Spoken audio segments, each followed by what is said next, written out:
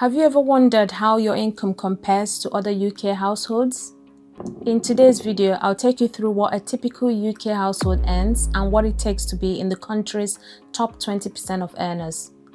I will also share some insights into the factors influencing income, show you how you can get a result like this, which ranks every household in the UK and shows you where you fit in the UK's income spectrum.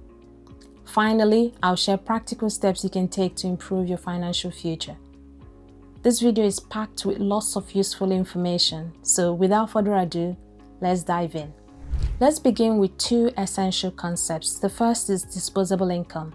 This is the amount of money that households have left to spend or save after direct taxes like income tax and national insurance. It includes earnings from employment, private pensions, investments, and any state benefits, and is the most widely used household income measure.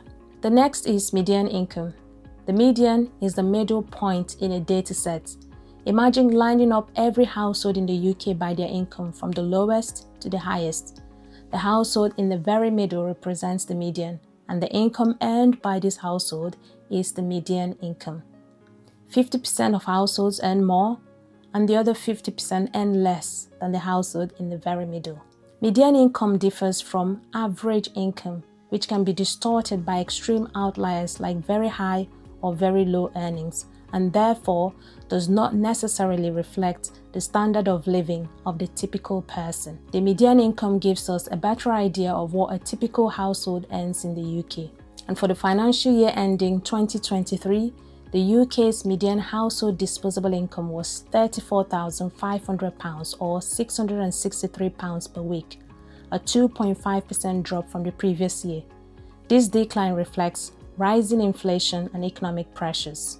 Income inequality remains a significant issue in the UK. According to the ONS in 2023, the median household disposable income for the top 20% of households was £68,400. While the poorest 20% had just £16,400, which means that the richest households earned 4 times more than the poorest households. Now, if you're wondering what the top and the bottom 20% mean, think of it this way. If we took all UK households and split them into 5 different groups based on their income, each group would represent 20% of the population. The lowest 20% will be the bottom quintile, and the highest 20% will be the top quintile. Doing so helps us compare how different groups are doing over time. So when I mention quintiles, you know we're talking about these income groups, from the lowest earners to the highest. So let's take a closer look at how disposable household income has evolved in the UK over the years.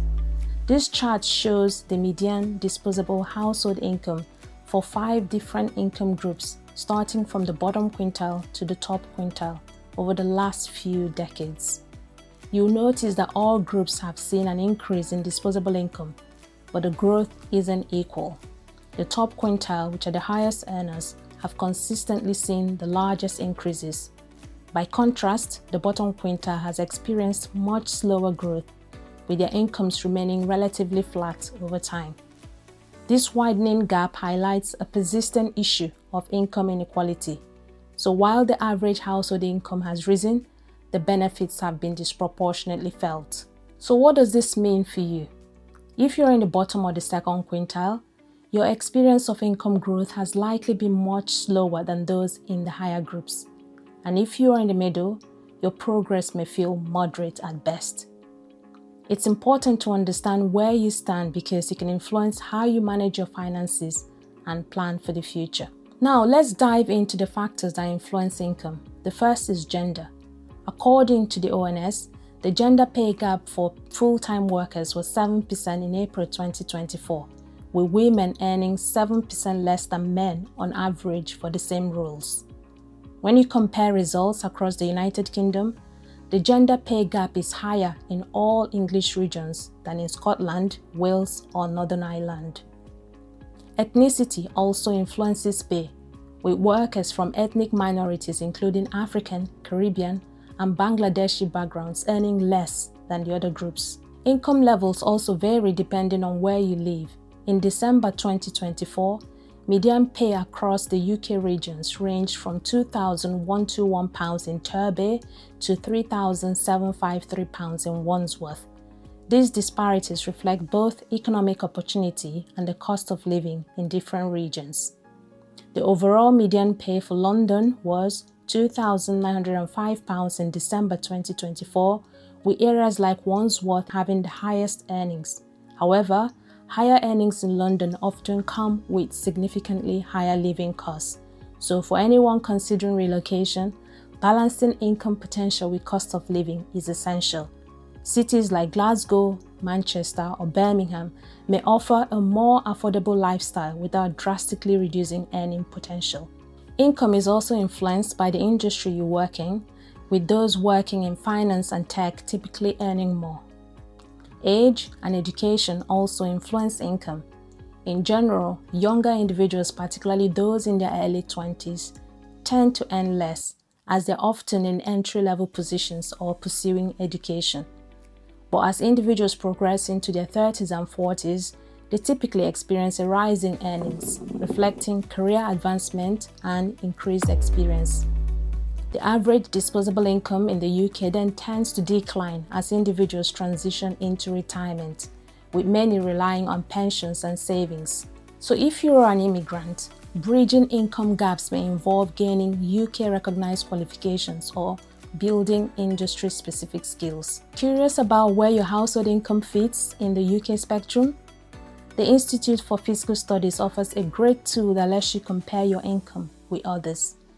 Input your earnings and it shows your ranking within the UK income distribution. I'll leave the link in the description below. And if you want to read further to know how the UK ranks globally in terms of both average and median wealth per adult, I'll include the link to the UBS Global Wealth Report in the description as well. So once you know where you stand, the next step is planning for your future, and here's how. Number 1, create a budget. Use tools like Money Helper or apps like Emma, or even your good old Excel spreadsheet to track your spending and savings.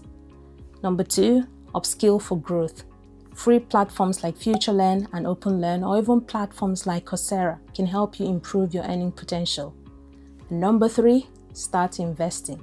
Even small investments in index funds using platforms like Trading212 Invest Engine or robo-advisors like Moneybox can lead to long-term growth. To conclude, wherever you are in the income spectrum, you can take steps to improve your financial future by understanding income disparities, budgeting wisely, seeking opportunities for personal growth, and investing in the stock market. You can take control of your journey to financial freedom. Thank you so much for watching, and don't forget to like, subscribe, and share your thoughts in the comments below. Until next time, take care and happy investing.